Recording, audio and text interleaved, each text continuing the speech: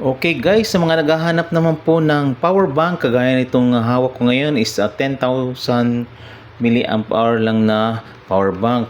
Ito kasi meron siyang meron siyang 5 LED indicator, meaning by experience 5 full charge po na cellphone ang kaya nito.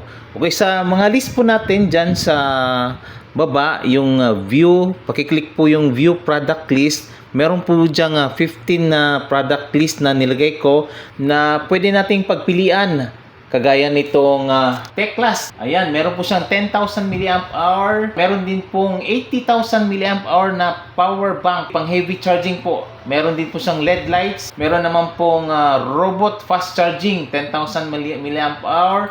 Meron din pong KC15, KC12, 20,000 milliamp hour naman po ito. Meron ding 30 or 300,000. Sobrang laki nito. Pang outdoor po ito at solar power bank portable with flashlight fast charging. Okay, meron din naman pong 50,000 milliamp hour na magnetic power bank. So hindi nyo na po kailangan ng kable pagka meron kayong compatible na phone na pwede mag-charge through magnetic. Pwede po ito.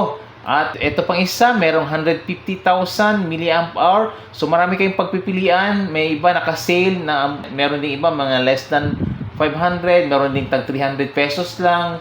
So marami kayong pagpipilian dito guys. Meron namang 80,000 mAh na pang iPhone naman. So actually hindi lang ito pwede sa phone, kundi pwede rin siya sa mga halimbawa nag-brownout sa bahay nyo, pwede nyo gawing ilaw. Meron kasi mga LED light na through USB na lang ang port.